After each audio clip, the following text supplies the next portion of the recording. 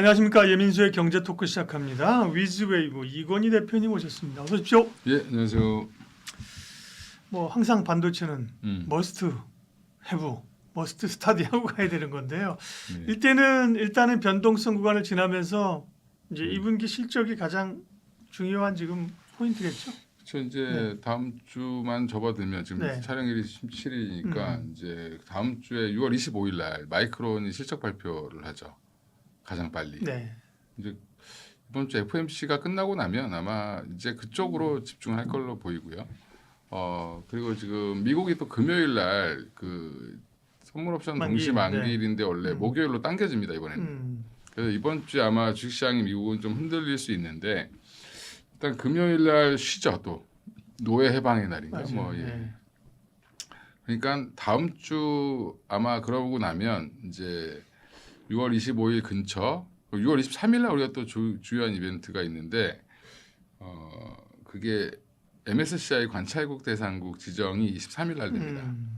예, 우리 시간으로 될지 아니면 뭐 해외 시간으로 될지 모르겠는데 23일 날 결정이 난다고 얘기가 나오고 있고 18일이면 평가 점수 이런 것들이 공개돼요. 그러면 아마 이번 주에는 그 공개되는 거 한번 확인하고 근데 거기에서 아마 거의 결정이 될 걸로 보이고 그거 보면 들어갈지 안 들어갈지 나오거든요.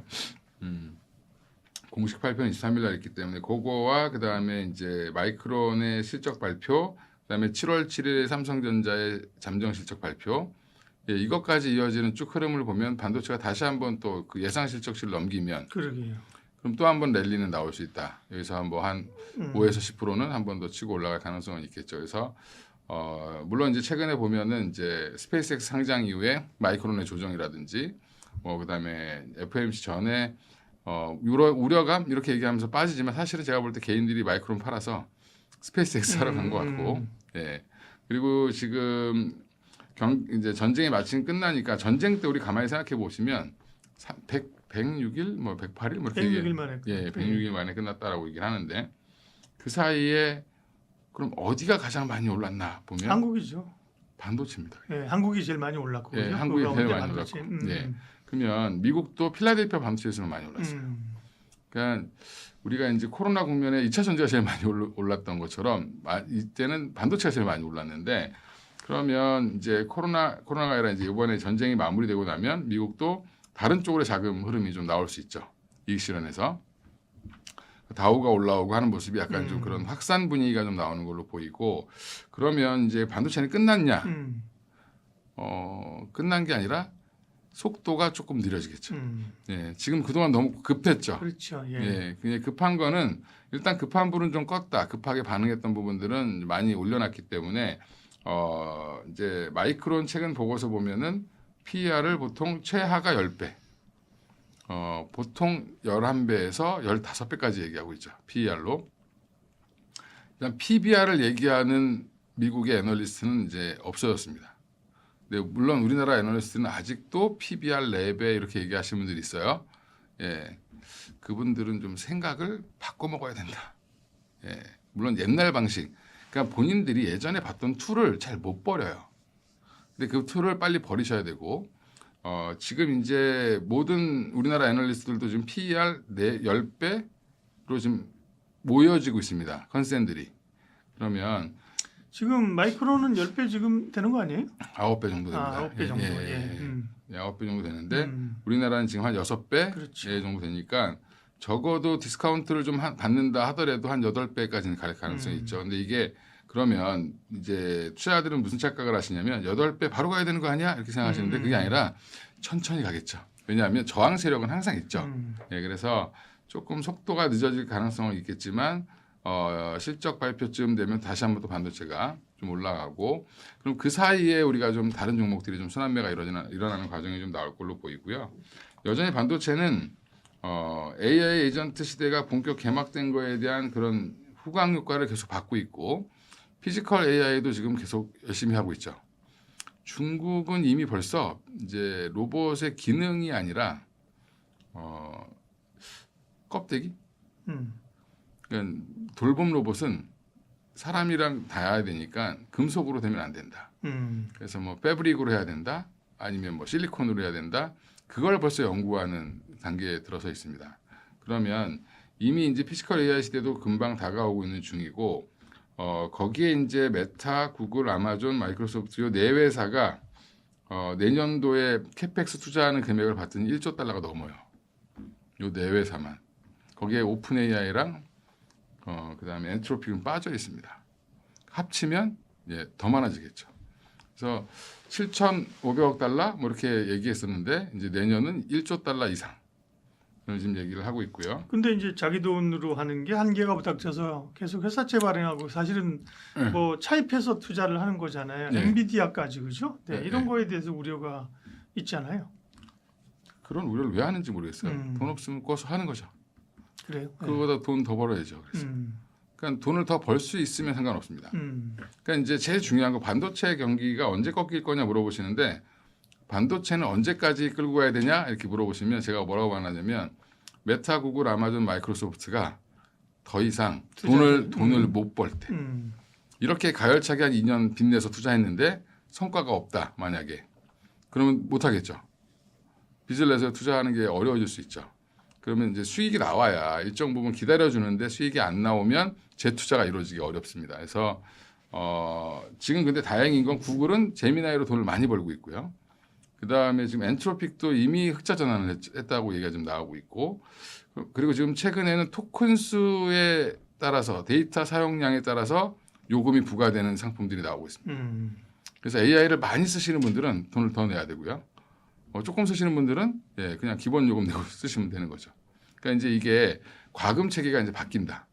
이것도 굉장히 중요하다라고 보고 있습니다. 그래서 지금 빚내서 투자하는 거를 지금 당장 걱정할 건 아니다라고 지금 저는 보고 있는데 제조 원래 기업은 빚을 내서 투자하는 게 정상 아닌가요? 그렇죠. 자기 돈만으로 이제 하지는 않긴 하죠, 그죠? 다 뭐 증서를 하거나 그죠? 뭐 증자를 하고 보통 이렇게 하죠, 그죠? 회사채 발행하고 그렇습니다. 증자하는 것보다 사실은 뭐 회사채 발행하고 그죠?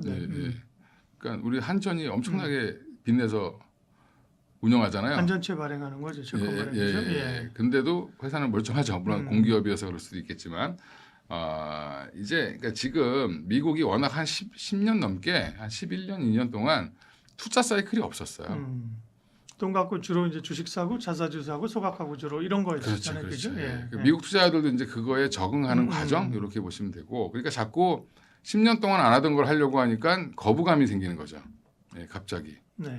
그렇게 생각하시면 될 것 같습니다. 그래서 너무 뭐 그거보다는 이들이 돈을 잘 벌기를 기원해야죠, 사실. 돈을 잘 벌어야 또 투자를 또 이어질 수 있으니까. 반도체의 구조적 성장은 진행 중이다. 지금 진행 중이죠. 진행 중이라고 보시는 게 맞고요. 지금은 그래서 아까 얘기했던 게 PBR을 보는 애널리스트 보고서는 보지 마라. 시대에 뒤떨어진 사람들이 얘기하는 거다라고 생각하시는 게 맞습니다. 이렇게 너무 단정적으로 얘기해서 싫어하실 수도 있는데 저는 구조적 성장에 이미 들어갔다. 그러면 그거를 뭐 언제까지로 좀 이제 얘기할 수 있어요, 지금? 사이클이 아니라 이제 우리는 사이클이 아마 오겠죠. 아무리 우리가 보면 네이버 같은 회사들이 아무리 주가가 빠져도 18배, 17배예요. 5배, 4배, 1배 이렇게 가지 않죠. 근데 중요한 건 이제 삼성전자 하이닉스가 예전에 왜 PBR을 봤을까요?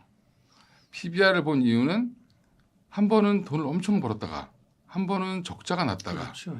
이게 그러니까 PER로 계산할 수가 없었기 때문에 PBR을 본 겁니다.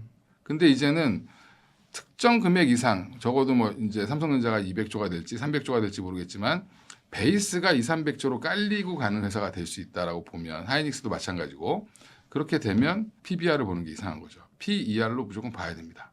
그러면 우리나라가 보통 제조업단에서 PER을 기본적으로 얼마 주냐면 기준이 10배를 주고 시작합니다. 10배를 주고 시작해서 거기서 영업이익률이 낮으면 5배, 6배 내려가고 그다음에 성장성이 없으면 현대차가 예전에 뭐 4배까지 들어갔었죠. 근데 그렇게 보면 글로벌 대비 진짜 저평가되어 있는 거죠, 그죠? 그렇습니다. 그래서 업황 자체가 지금 마이크론도 그걸 벗어나는 중이고 우리나라 삼성전자 하이닉스도 벗어나는 중이다라고 보시면 되고 그래서 현대차가 그렇게 돈을 잘 벌었음에도 불구하고 5배를 준 거는 성장성이 없어서 그랬던 거잖아요, 예전에. 근데 붙으니까 15배까지 이렇게 급하게 올라간 것처럼 삼성전자 하이닉스가 10배를 주는 거를 뭐라고 하면 안 된다. 이제 TSMC가 예전에 10배 받고 25배까지 올라가는 과정이 꽤 걸리긴 했습니다만 생각보다 빨랐습니다. 근데 이제 우리도 마찬가지로 그 과정의 초입에 들어가지 않았나 지금 저는 보고 있어서 네. 15배 보면은 지금 기준으로 15배 보면은 85만 원, 90만 원 가야 돼요. 반도체 이야기 심도 있게 진행합니다. 워낙 뭐 지금 수요가 좋고 가격이 오르고 뭐 물건을 서로 달라는 입장인데 그러다 보니까 결국은 이제 증설 얘기가 나오고 있어요, 그죠? 네. 먼저 이제 하이닉스 쪽에서 그런 얘기를 했습니다. 증설을 한다는 거는 어떻게 봐야 될까요? 뭐 해야 되는 걸까요? 아니면 뭐 하는 게 아니면 이제 구조적으로 좀 과거에 이제 사실은 반도체 사이클이라는 게 증설하면 그때부터 소위 좀 망가지는 거였잖아요. 과거에는 그죠? 꺾이는 걸로 봤죠. 근데 이제 그거는 삼성전자의 잘못이고요. 삼성전자 치킨 게임 할 때 일부러 상대방 죽이려고 증설을 엄청 많이 해서 재고를 쌓아놓고 가격으로 이제 눌러버렸죠. 근데 지금은 굳이 그럴 이유가 없죠. 이미 3자 구도로 지금 거의 굳혀져 있고 물론 CXMT가 치고 올라오고 뭐 나냐라는 회사가 올라온다라 한들 사실은 그쪽은 너무 작은 회사들이고 아직은 그러면 지금 굳이 뭐 이렇게 대규모 증설을 해서 상대방을 죽일 이유는 없고 그러면 뭘 해야 되냐면 LTA라는 거를 지금 체결했다고 그러잖아요 지금 그렇죠? 롱텀 어그리먼트가 보통 이제 한 물량을 확정해 놓고 가격은 정하지 않는 형태로 지금 진행이 되는데 그러면 물량을 정한다는 거는 우리가 얼만큼 필요한지 예측할 수가 있는 거죠. 보통 3년짜리 계약을 2년에서 3년짜리 계약을 체결하기 때문에 그러면 보통 공장 짓는데 한 2년 걸려요.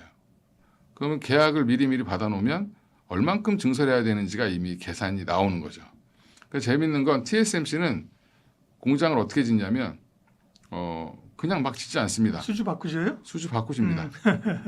네. 수주 받고 이제부터 짓게 한 2년 걸려. 그럼 너는 한 3년 뒤에 받는 거야. 이렇게 되는 거거든요. 근데 지금 메모리가 그런 구조로 가게 될 가능성이 있다라는 거죠. 지금 그러니까 결국에는 뭐 CPU도 지금 중요하다 그래서 막 하지만 결국에 CPU는 메모리 없으면 못 돌아가고요. GPU도 결국에 메모리가 없으면 안 됩니다. 그래서 지금 상황은 증설에 대한 두려움보다는 야, 증설을 좀 제발 좀 빨리 해줘. 심지어 내가 돈을 좀 줄 테니까 공장 지어주면 안 될까? 나만 위한 라인을 하나 줘줘. 예전에 이제 애플이 삼성 디스플레이한테 했던 게 그런 건데 그 정도까지는 우리가 받아들일 이유는 없겠지만 일단 그 정도로 지금 마음이 급하다는 거죠. 그쪽에서는. 지금 최근에 우리가 소캠 사태라고 해서 엔비디아 그러니까 베라에 들어가는 베라 루빈에서 이제 베라 CPU에 들어가는 옆에 LPDDR 소캠이 있는데 그거를 반밖에 안 넣는다고 해서 메모리 덜 쓰는 거 아니야? 그리고 주가를 뺀 적이 있어요. 근데 반밖에 안 쓰는 게 아니라 반밖에 못 넣기 때문에 그렇습니다. LPDDR이 부족해서 내가 이 메모리를 기다리다가 잘못하면은 CPU랑 GPU를 못 팔아요 전체를. 그러니까 엔비디아 머리 쓴 게 소캠은 넣었다 뺐다 꼈다 할 수 있는 형태로 돼 있기 때문에 그럼 나중에 니네 가서 껴. 업그레이드 시켜줄게. 그 전에 일단은 반만 집어넣고 일단 돌려. 이렇게 되는 겁니다. 그래서 큰 걸 팔기 위해서 메모리가 부족하니까 어쩔 수 없이 호구지책을 쓴 건데 그걸 가지고 시장이 거꾸로 해서 그랬죠. 그래서 저는 젠슨왕 CEO가 되게 머리가 좋다고 생각하는 게 소캠을 꼈다 뺐다 하게 만든 거. 그게 한 수였습니다. 신의 한 수. 그럼 렉을 만들어 놓고 FPGA 보드판에다가 만들어 놓고 그걸 낄 수 있는 구멍만 만들어 놓으면 나중에 업그레이드 시켜주면 되죠. 그래서 원 스펙 대비해서 반밖에 안 들어간다고 해서 난리가 났었는데 알고 보면 그게 LPDDR5가 부족해서 그렇습니다. 네. 반도체 이제 그 상품의 구조로 좀 들어가 보면 지금까지는 사실은 뭐 얼마 전까지 사실 HBM이 굉장히 중요한 시대였잖아요. 그래서 하이닉스가 부각됐는데 HBM도 물론 이제 445로 가지만 HBM보다는 이제 디램 쪽, 낸드 쪽 그죠? 여러 가지가 나오잖아요. 뭐를 지금은 중요시 봐야 됩니까? 앞으로는. 지금 낸드가 되게 핫했죠. 한동안은 낸드가 핫해서 샌디스크가 급등하는 모습을 좀 보여줬고 어떻게 보면 콜드 데이터를 저장하는 이제 한마디로 잘 아주 안 쓰는 거는 어딘가 빼놔야 되는데 결국엔 그 낸드 역할을 할 수밖에 없다라고 해서 낸드가 좀 각광을 받았고 미국에서도 스토리지 업체라고 하는 업체들이 굉장히 다 컸던 이유가 거기에 있죠. 그러니까 데이터를 그냥 단순 저장만 하는 회사들 그런 쪽으로 지금 좋았는데 또 지금 최근의 흐름은 또 CPU 회사들이 좋았습니다. ARM, 뭐 퀄컴, 뭐 이런 AMD 이런 종목들이 주가가 올해 아마 제일 많이 오른 게 마이크론이 아니라 ARM입니다. 인텔도 좋았죠. 근데 CPU가 좋아지면서 결국에는 CPU가 예전에는 베라루빈 나오기 전에는 CPU가 이제 GPU당 되면 1대8 비율이었다고 하면 이제는 뭐 2대4, 뭐 3대 뭐 이게 비율이 높아지는 거죠. CPU 한 대당 담당하는 GPU가 적어지는 형태로 가는 건데 그러니까 이제 그 옆에 있는 LPDDR이 굉장히 지금 주목을 받고 있는 거죠. 그래서 결국에는 휴대폰에 들어가던 LPDDR이 지금 글로 들어가면서 D램의 한 종류죠. 예, 그래서 LPDDR 쪽으로 D램 쪽이 더 지금 갑자기 좋아지는 모습이 나오기 때문에 낸드도 좋고 D램도 좋고 HBM이 그러면 안 좋냐? HBM은 그렇죠. 예, 꾸준히 수요가 증가하고 네. 있는데 가격도 지금 D램이 올라가니까 맞아요. 내년에 2배 받는다고 그러죠. 이미 2배로 계약을 했다라는 얘기가 지금 나오고 있고. 다 좋아요. 파운드리까지 그죠? 좋아지는 형국이니까 그렇죠. 그죠? 파운드리도 지금 최근에 삼성전자한테 구글 TPU 거를 뭐 받았다 이런 받을 수 네. 있다 이런 이제 나왔는데 그 좀 뉴스를 해석을 좀 해드려야 되는데 TPU를 하는 게 아니에요. 삼성전자 TPU를 만들 능력이 아직은 안 됩니다. 그러니까 베이스 다이랑 그죠? 연결하는 뭐 이런 거인데. 그러니까 메모리와 연결하는 부분이 있는데 그거를 이제 칩넷 구조라고 해서 이제 여러 개를 합치는 거잖아요. 근데 그 중에 하나를 담당하는 겁니다. 근데 그게 메모리와 연동시키는 그 딱 연결 부위라고 커넥트라고 생각하시면 되는데 그거를 삼성전자한테 줄 가능성이 높다 이 정도로 보시면 돼요. 그러니까. 네. 예, 근데 그게 되게 중요합니다. 메모리와 이 로직 반도체와 메모리 반도체를 둘 다 아는 회사는 삼성전자밖에 없어요. 예, 그래서 아마 가능성이 높지 않을까 이렇게 생각합니다. 네. 기업 얘기 좀 하고 정리하겠습니다. 일단 그러면 삼성전자는 이제 뭐가 포인트죠 앞으로? 네. 삼성전자는 이제 뭐 일단 물량으로는 지금 그런 말이 나오죠. 하이닉스가 삼성전자 시총을 추월할 거다. 뭐 일부에서 일시적으로 추월할 수도 있다. 저는 그거는 좀 가당치 않은 얘기라고 생각하고 있고 제가 삼성전자 하이닉스 싫어해서가 아니라 예전에 하이닉스 엄청 밀었던 사람인데 예, 삼성전자의 규모의 경제를 이길 수가 없습니다. 하이닉스는 아직. 그러니까 지금 최태원 회장이 3배까지 늘린다고 얘기가 나오는 거죠. 그럼 그 사이에 삼성전자는 노냐? 안 놀죠. 예, 그러면 삼성전자는 뭘 보셔야 되냐면 지금은 기존의 메모리는 잘하고 있고 HBM4가 어느 회사에 얼만큼 들어가느냐 이걸 한번 확인해 보시는 게 중요하고 지금 또 하나가 아까 얘기했던 파운드리가 이제 3분기부터 흑자 전환할 거냐 4분기부터 흑자 전환할 거냐 디스카운트 요인이 없어지고 오히려 플러스 알파가 생기는 거죠. 그럼 밸류를 더 줄 수 있게 되기 때문에 하이닉스보다는 적어도 밸류가 한 2배 이상은 더 받아야 되는 상황이 나올 수도 있다. 네. 이렇게 보고 있고 하이닉스가 좋은 거는 다 좋죠. 여기는 뭐 순수 메모리 업체 기업이니까 좋은데 하나 이제 간과하고 있는 건 삼성전자는 HBM4를 올로 다 만들 수 있지만 하이닉스는 다이를 못 만들죠. 로직 다이를. 그러면 당연히 삼성전자보다 마진이 떨어질 수밖에 없습니다. 지금 그건 아무도 얘기를 안 해요. 예, 그리고 또 하나 그게 이제 맹점이긴 한데 그래도 좋은 건 ADR 상장 때문에 지금 좋은 거죠.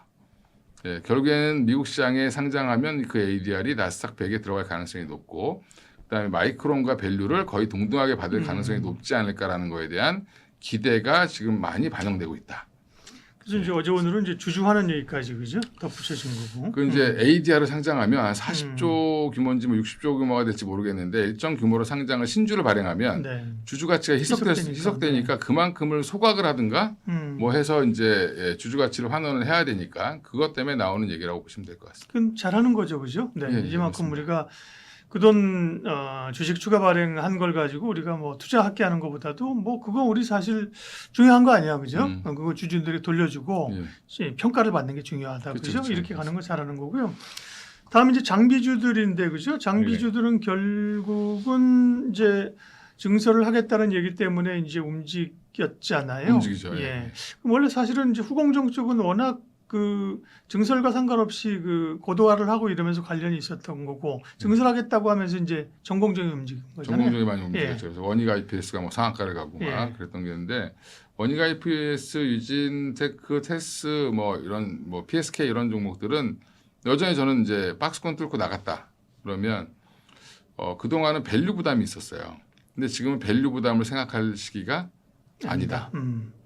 설명할 시간 없어. 예, 어차피 무섭다. 밸류는 가이던스가 올라오면 내려오는 거다라고 예, 생각하고 예. 미리 땡길 가능성이 있습니다. 그래서 예전에 제가 25배 넘어가면 좀 부담스럽다고 말씀을 드렸었는데 박스권이었죠. 계속 오랫동안.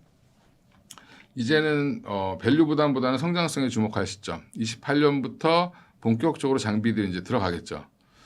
최근에 뭐 콘크리트? 레미콘 회사가 파업해가지고 뭐 콘크리트가 없어갖고 뭐 반도체 공장을 뭐 짓는데 그런 뭐 얘기 있었죠. 예, 예. 그런 그 정도로 좀 관심이 많아요.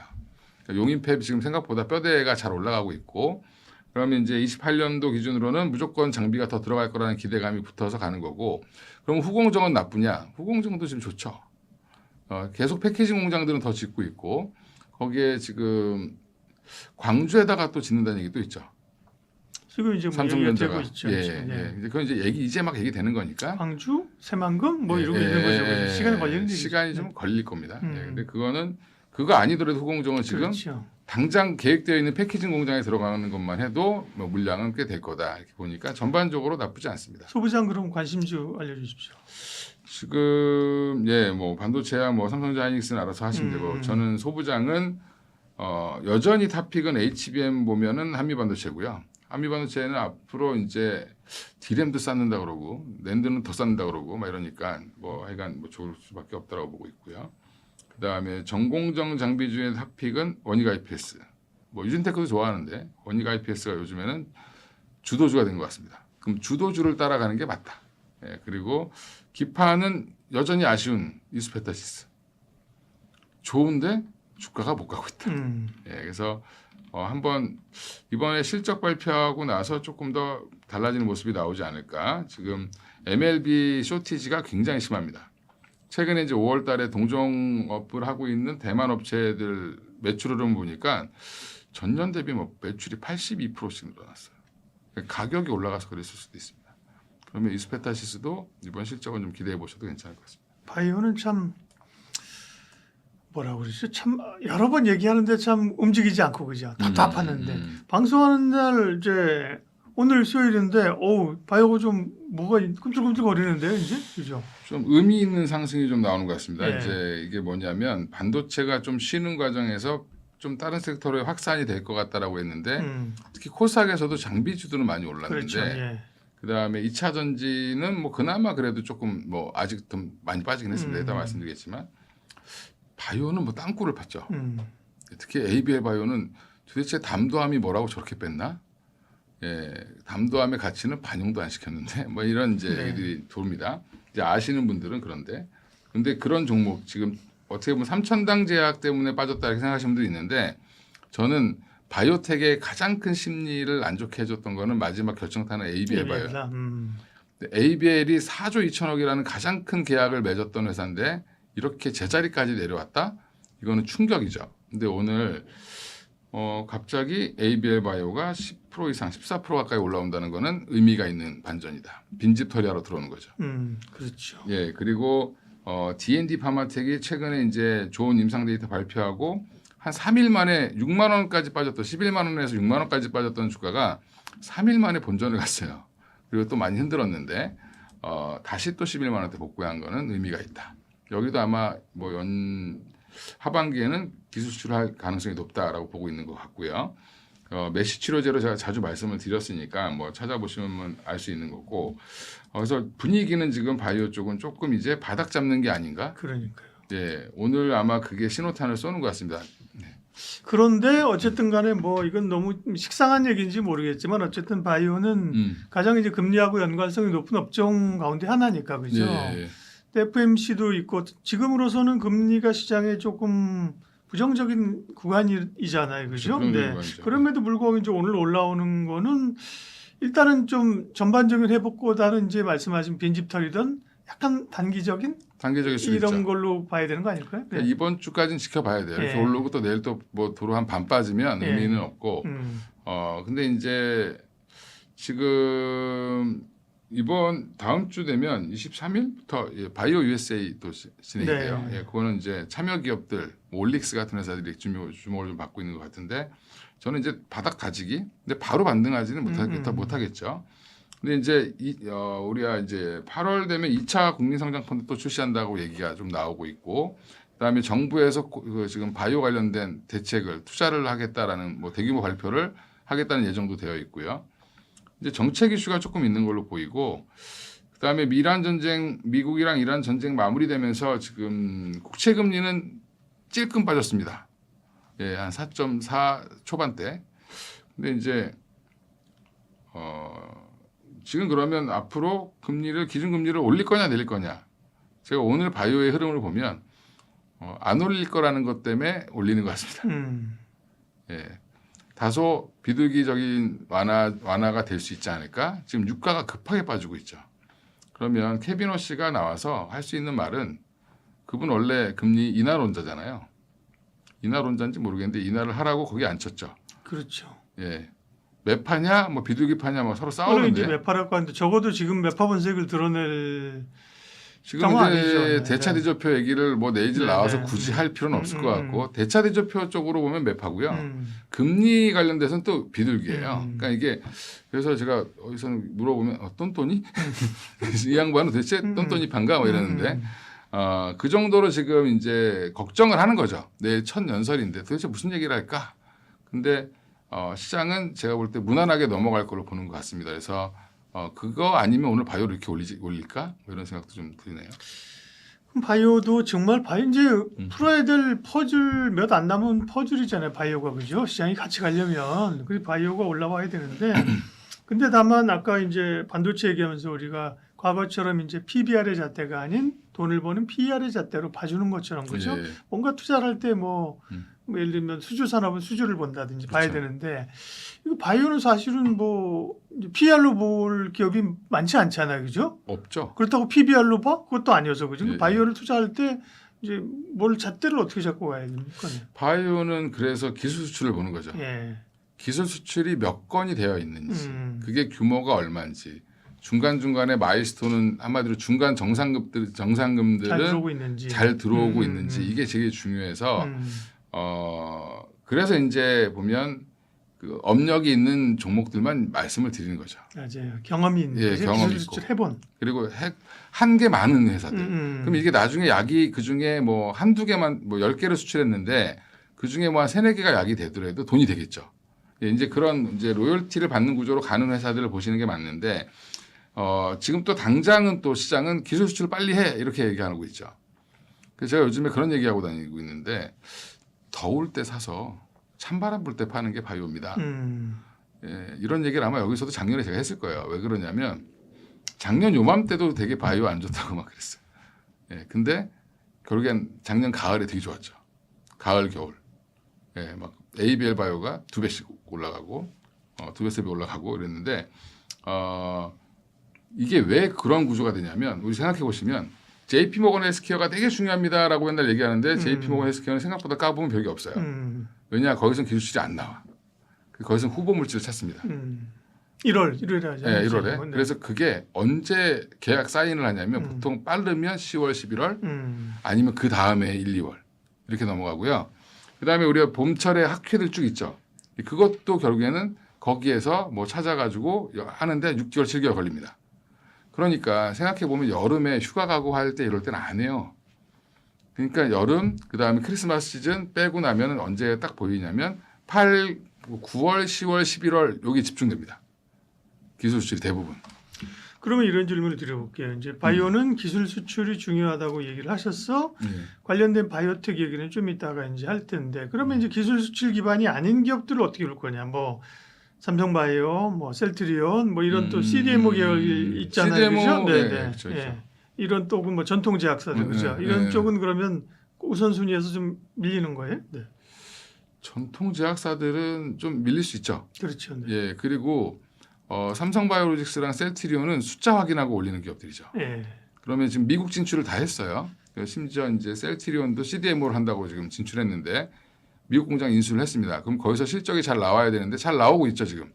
그러니까 생각보다 실적은 다 좋은데 시장이 원하는 실적이 안 나오고 있는 거죠. 그렇죠. 그 밸류가 워낙 높았어요, 둘 다. 삼성바이오로직스가 한때 아 그리고 실적 보고 투자할 바에야 반도체 삼성전자 하이닉스 네, 사지 그죠? 맞습니다. 예. 굳이 뭐 실적이 엄청난 실적이라고 음. 삼성바이오 셀트리온 사진 않잖아요, 그죠? 네, 그렇죠. 이제 예. 그게 실적 성장률이 그러니까요. 지금은 삼성전자나 하이닉스보다도 못하기 때문에 그러니까요. 꾸준히 성장하고 있음에도 주가가 반영을 못 받는 거고 네. 예전에 삼성바이오로직스 100만 원이었는데 지금도 뭐 간신히 100만 원 넘어 있고 뭐 80만 원이었는데 뭐 제가 알기로는 상장하고 얼마 전에 바로 80만 원 했어요. 근데 그때 밸류가 얼마였냐면 거의 80배였습니다. 80배. 지금 근데 많이 내려와서 한 40배대로 내려와 있는데 뭐 저는 그쪽도 나쁘진 않은데 바이오를 할 거면 그러니까요. 그걸 할 굳이? 이유가 없죠. 예. 예, 그냥 차라리 은행주를 사시는 게 지금은 더 나을 수도 있다. 예, 거기보다는. 그러니까 그래서 결국 바이오는 이제 예.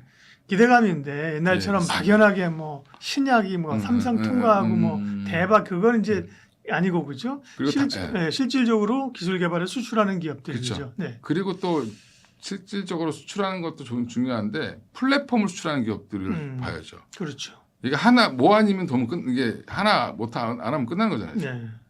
근데 그리고 이제 그렇게 기술 수출하는 기업들 옛날에 우리가 이제 예. 뭐 SK 케미칼이었나요? 뭐 예. 옛날에 있었잖아요. 그죠? 한미약품도 있었는데 뭐 세상이 바뀌지 않더라. 그럼 시총이 한 예. 10배 오르고 이래야 되는데 물론 영향은 있지만 그런 변화가 안 나오더라. 그죠? 꾸준하게 하는 게 중요한 그러니까 거예요. 우리가 이제 초창기 때는 기술 수출만 하면 다 되는 줄 알았는데 그러니까. 그 빅파마들이 자기들이 개발하고 있는 약을 내놓기 위해서 우리 거를 사놓고 연구도 안 하고 하는 경우도 있었습니다. 그러니까 자기 방어용 기술 수출이 있어요. 그러니까 한마디로 라이센스 인을 방어하기 위해서 하는 경우도 있습니다. 쟤들이 하면 안 되니까 우리가 그냥 그러고 한 3년 갖고 있다가 반납하고 야 이제 자기 거 다 되면 주는 거죠. 아 이거 필요 없다. 네, 알아서 해. 잘 썼어. 예. 해보니까 안 되는 것 같아. 네. 뭐 이렇게 얘기해. 이제 그런 게 많았는데 지금 이제 그런 거는 이제 없어졌죠. 예, 그래서 하반기에 딱 정해져 있어요. 지금 어디가 할지. 네. 예. 바이오를 볼 때는 결국 기술 수출하는 바이오텍이 중심이고 정해져 있다. 그 말은 뭔가 뭐 어디서 새로운 게 뛰어나올 수도 있지만 그런데 거는 것보다는 기존에 잘하고 있는 네, 업체들을 보는 게 훨씬 더 맞습니다. 합리적이다. 그죠? 예. 그러면 그다음 쭉 말씀하신 기업들 있잖아요. 뭐 6대장, 7대장 한번 정리 한번 해보죠. 지금은 눈에 들어오는 게 딱 4개인데 네. 바이오텍에서는 네. 알테오젠, ABL 바이오, 리가캠, D&D 파마텍. 아, 쟤는 맨날 똑같은 얘기만 한다. 근데 아직 나온다 그러고 안 나오고 있는 거예요. 네, 근데 결국에 그런 회사들이 나옵니다. 네, 근데 지금 최근에 알테오젠 같은 경우가 CLSA에서 보고서가 나온 걸 보면 아예 대놓고 회사를 지정을 했어요. 뭐 바이오젠, 뭐 그다음에 또 GSK 이 회사에서 지금 검토 중이다라고 얘기를 하고 있습니다. 그러니까 우리나라 애널리스트는 그렇게 못 써요. 근데 그분도 한국 사람인데 네. CLSA에서는 아예 그냥 회사를 정해서 얘기했습니다. 근데 이번에 또 사노피가 공개했죠. 이제 우리 키트로다 SC 거 써서 지금 사노피 듀피젠트 천식 치료제인데 천식 뭐 알러지 치료제인데 그거 이제 임상 들어갈 거야 이렇게 얘기했습니다. 그럼 공식화했다라는 게 중요하죠. 듀피젠트가 굉장히 많이 쓰이는 약입니다. 우리나라에도 아마 그거 맞으시는 분들 굉장히 많으신데 이거 얘기가 좀 나오고 있고 그다음에 뭐 그래서 알테오젠은 뭐 영순위 후보입니다. 항상. 올해도 2건이나 했는데 네. 시장의 눈높이가 너무 높은 거죠, 그죠? 그러니까 이게 단일 품목으로 하나의 이거죠 질환 이 질환에만 쓰이는 단일 약 하나에 대해서 뭐 4천억 이렇게 받은 게 적은 게 아닌데 굉장히 조금 4천억 조단이 넘어가야 되는 거 아니야? 예, 그렇게 되는 뭐 거죠. 이런 거죠 시장에서는. 그러니까 다른 거 조단이 넘어간 거 있잖아요. 2조 이런 것들은 약간 포괄적으로 이것저것 다 하는 거죠. 예. 그래서 이제 그것 때문에 실망을 좀 하셨다는 게 좀 그렇고요. 근데 ABL 바이오도 조만간에 BB 플랫폼 얘기가 좀 나오고 있고 리가캠도 곧 할 거다라고 지금 다 업계에서 보고 있습니다. 제일 눈에 띄게 정확하게 보이는 거는 D&D 파마텍이죠. 몇 번 말씀드렸어요. 메시 치료제 임상 24주차가 좋았는데 48주차 결과가 나왔는데 환상적이었어요. 판타스틱. 이게 바이오 업계에서 뭐라 했냐면 이건 말이 안 되는 수치가 나왔다. 그러면 이 가격이 근데 주가 못 가고 있었다. 주가 갔죠. 그것 때문에. 그때 갔다가. 그게 발표하고 나서 주가가 그냥 3일 만에 11만 원 원래 자기 고점까지 갔었습니다. 그리고 이제 또 근데 언제 기술 수출하는 거야? 5월 말에. 네, 그러면서 다시 밀렸죠. 근데 요즘에 대표이사님이 또 열심히 곧 한다. 우리 이제 연내에는 무조건 한다. 이렇게 얘기가 나왔고, 그러면 그 얘기는 무슨 말이냐면 이 성능이 너무 좋았잖아요. 그러면 여기저기서 하자고 할 텐데 고르는 중이죠. 그리고 단가를 어떻게 할까 그러면 올리려고 하겠죠. D&D 파마텍에서 많이 받아야 되니까. 그러면 지금 시장에서 예측하는 게 적어도 최하 2조에서 4조 얘기하고 있습니다. 뭐 이 정도의 성능이면 미니멈 뭐 많이 보시는 분들 5조도 보던데 2조에서 4조 규모의 그 기술 수출이 나올 수 있다.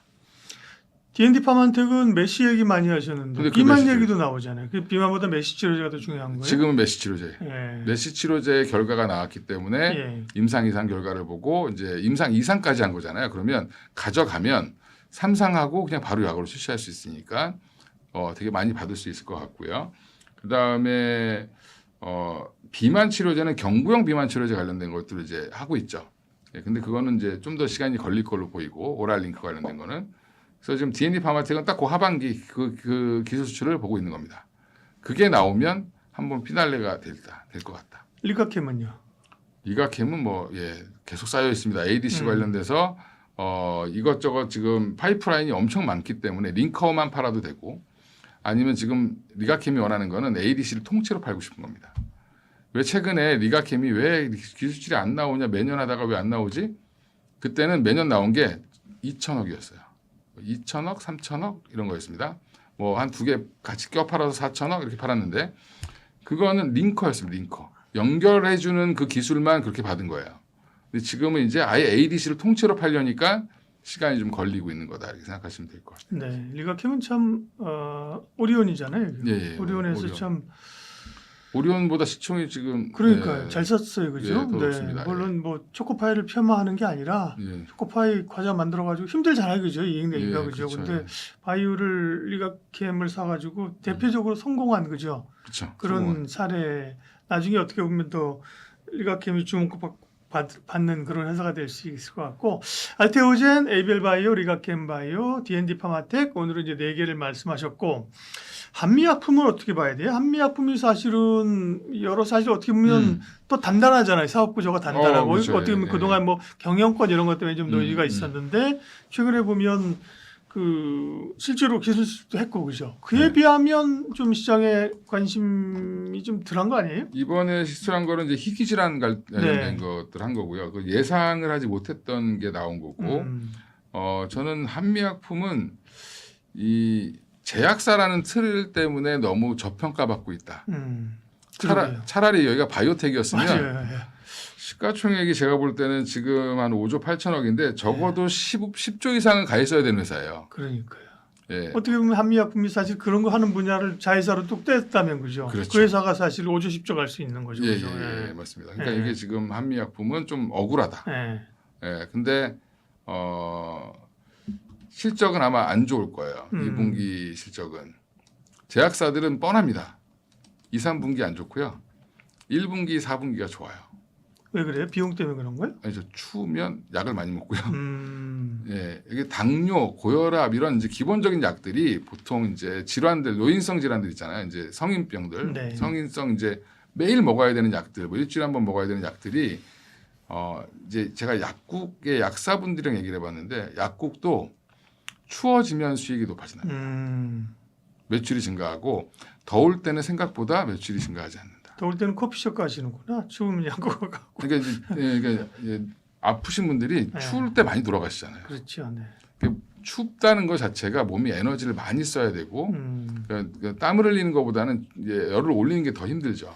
아까 그러니까 여름에 관심 없을 때 사서 추워지면 팔라는 맥락도 비슷한 거네요. 비슷해요. 그죠? 예, 제약주들이 보통 그래서 하반기 실적이 좋습니다. 근데 한미는 이 구간을 언젠가는 넘어서지 않을까 뭐 이렇게 저는 생각을 하고 있는데 파이프라인은 너무 많아요. 지금. 제가 여기에도 뭐 몇 개 대표적인 걸 써놨지만 머크가 지금 하고 있는 이미 머크에 팔았는데 그때 팔았는지도 몰랐어요 사람들이.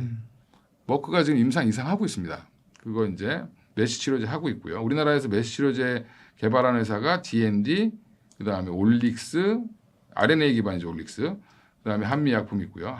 올릭스는 또 지금 로레알이랑 같이 뭔가를 하고 있어요. 탈모 치료제. 근데 탈모 치료제를 같이 공동 개발하는 건 우리가 알고 있었습니다. 계약금 받고. 근데 계약금은 공개를 안 했는데 로레알 하면 우리 화장품 회사로 알고 있죠. 그렇죠. 예. 근데 그 회사가 탈모에 관심이 많은 거예요. 근데 이번에 로레알이 지분 투자를 했죠. 올릭스에. 예, 그래서 한 1,100억인가 다른 데 같이 해가지고 1,100억 정도 투자를 했는데 그만큼 끈끈이 가겠다. 올릭스랑 뭐 이런 것도 좀 보시면 되고 그다음에 한미약품은 또 비만 치료제도 지금 파이프라인이 한 3개 있습니다. 올해 안에 아마 근데 한국형 비만 치료제는 나올 거예요. 근데 그거 나오면 야 지금 뭐 우리가 그 마운자로 맞고 있는데 뭐 우리 거 쓰겠어? 예, 근데 막상 써봤는데 가격 더 싼데 써봤는데 좋으면 몰릴 수 있죠. 예, 그러니까 그것도 기대를 해봐야 됩니다. 그리고 이제 뭐 마운자를 주변에 맞는 분들 많잖아요. 네. 근데 결국은 기본적으로 이제 식욕 억제하고 GLP-1이 근손실이 있다. 예, 젊은 분들이야 뭐 어차피 살 빼야 되는 게 괜찮지만 사실은 뭐 장년이나 이런 사람들은 근손실이 사실은 두렵잖아요. 그죠? 더 안 좋아지는 지름길이죠. 예. 그러니까 사실은 한미약품에서 그런 걸 만들게 되면 또 관심이 있을 것 같아요.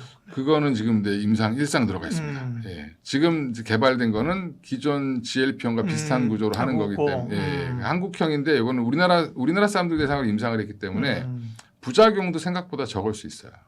예. 그래서 서양인과 좀 DNA가 좀 다르잖아요. 그렇죠. 예. 그런 것들 때문에 우리가 보면 용량 조절 잘못하면은 지금 막 굉장히 막 그 힘들어하시는 분들 많거든요. 토하시는 분들도 있더라고요. 그 마운저로 잘못 맞아가지고.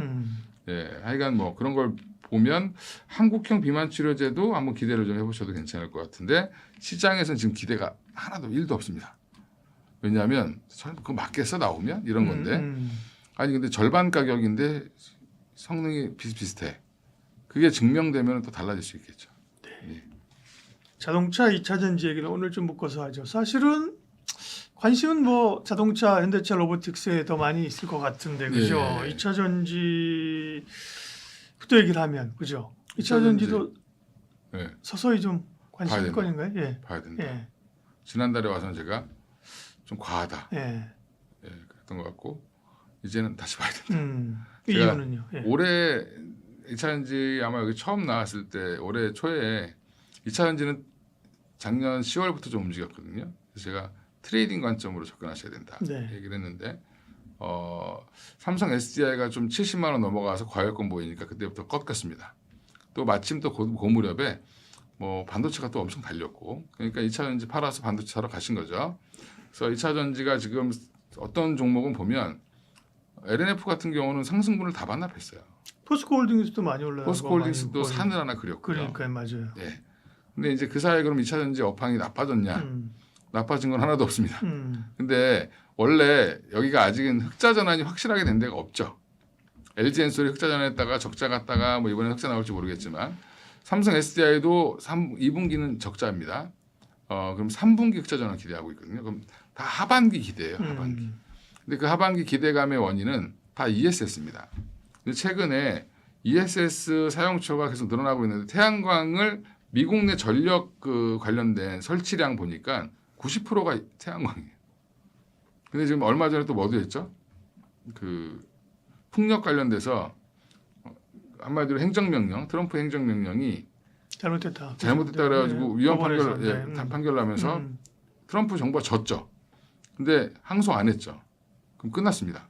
그러면 이제 그동안 미뤄졌던 풍력 관련된 프로젝트들이 진행될 가능성이 높겠죠. 이게 17개 주에 소송을 건 거예요. 주정부가. 그러면 이제 밀어놨던 것들을 막 하기 시작할 텐데 그러면 또 여기서 또 ESS 수요는 더 증가하죠. 풍력도 마찬가지로 ESS가 필요하기 때문에. 그러면 ESS 사용처는 계속 증가한다. 그러니까 지금 최근의 조정은 다시 매수할 기회.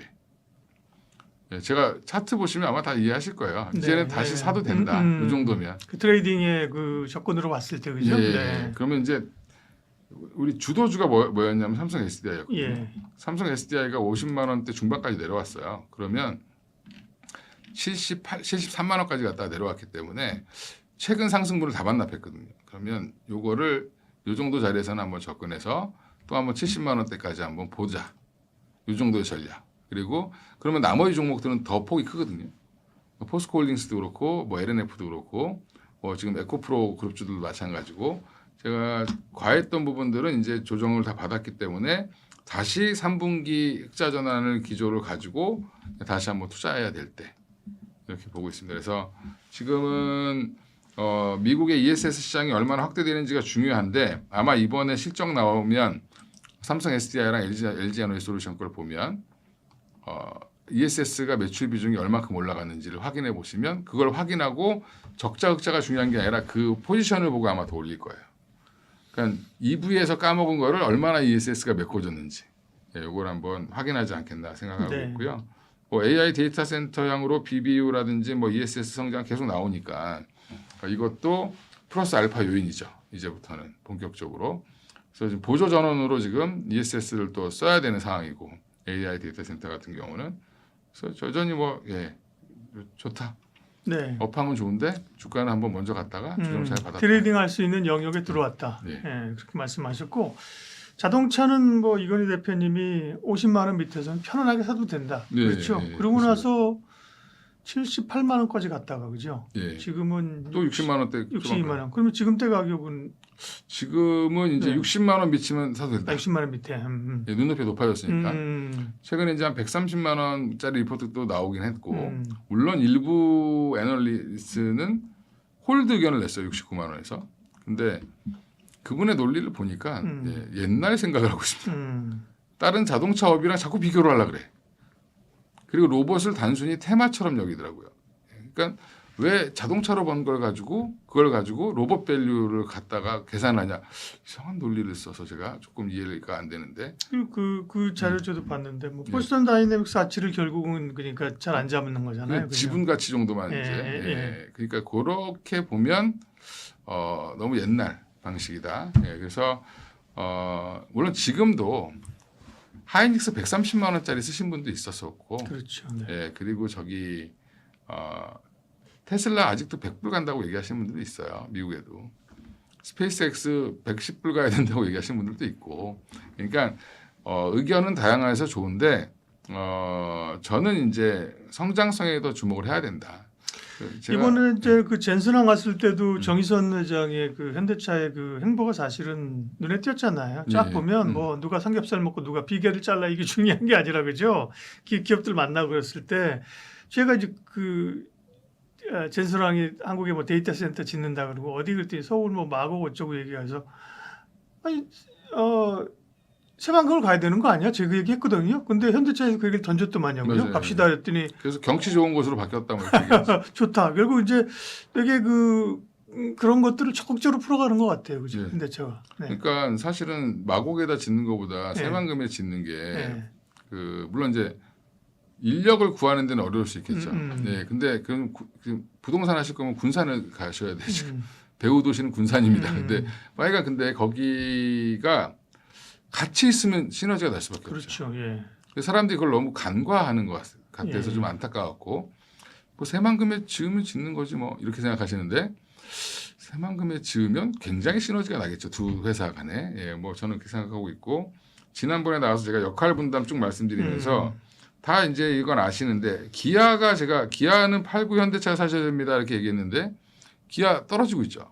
안 올라갑니다. 기아는 이게 또 다 이제 알게 된 거예요. 근데 중요한 거는 화신이 엄청 올랐습니다. 예, 물론 이제 뭐 보스턴 다이내믹스 왔다 갔다 이러는데 바디 모듈을 만들려면 보스턴 다이내믹스랑 얘기를 해야죠. 디자인을. 그래서 화신을 왔다 갔다 한 이후로 최근에 주가가 엄청 움직였다. 근데 이런 종목은 어렵죠 하기. 예, 사람들 뭐 없을 때 빠졌을 때 샀다가 뜨면 팔아야 되는 겁니다. 이런 작은 종목들은. 근데 그렇죠. 예. 중요한 거는 메인은 현대차고요. 결국에.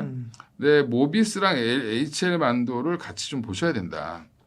전 세계에서 제일 싼 로봇주가 현대차라고 하면 제일 싼 부품주는 현대 모비스가 지금 1등, 2등 HL 만도.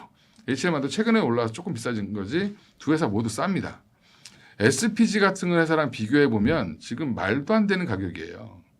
물론 SPG가 너무 많이 올라가는 거겠지만 몇백 배를 받는데 거기는 원래 로봇 밸류를 처음부터 줬던 거고 그죠? 여기는 그렇습니다. 자동차 밸류니까 그죠? 예. 네. 근데 그걸 끌어다가 쓰지 말라고 얘기를 자꾸 하는 거는 의미가 네. 없는 게 그러면 테슬라를 왜 자율주행 밸류를 주죠? 뭘로 주죠? 근데 배수를 200배 주는데 결국엔 차 팔아가지고 태양광 사업한 걸로 자율주행 밸류를 주는 거잖아요 지금. FSD 아직 이제 돈 이제 벌기 시작하는 거잖아요. 그러니까 이제 이런 거를 어떻게 해석하느냐가 참 중요한데 모르겠습니다. 너무 이제 제가 애널리스트가 아니니까. 근데 이런 것들이 여러 의견이 이걸 왜 굳이 말씀을 드리냐면 그분을 비난하기 위해서가 아니라 투자하신 분들이 그것 때문에 불안해하셔서 이런 의견도 있을 수 있다. 삼성전자 130만 원 쓰신 분들도 잘 살고 있다. 하이닉스. 하이닉스 130만 원 쓰신 분들도 잘 살고 있다.